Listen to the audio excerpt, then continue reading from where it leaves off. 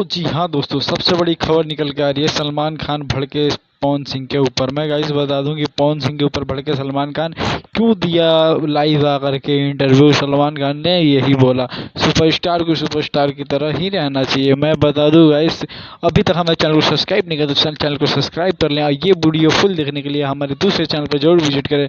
Description में पूरा link पड़ा हुआ है। तो गाइस मैं वीडियो स्टार्ट कर रहा हूँ। मैं हूँ AK ब्लॉग चैनल में, आप लोग हमारे यूट्यूब चैनल में वेलकम है, स्वागत है। सब्सक्राइब कर लें ज़रूर गाइस।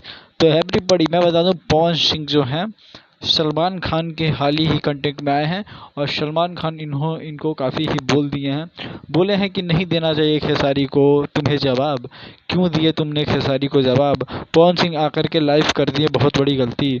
मैं गाइस बता दूं कि सलमान खान डायरेक्ट ही बोल दिए कि बॉलीवुड में लेने वाला हूं मैं तुम्हें पवन सिंह का ही बहुत बड़ा ही किस्मत खुल रहा है, क्यों पवन सिंह को ले रहे हैं सलमान खान अपने ही मूवी में।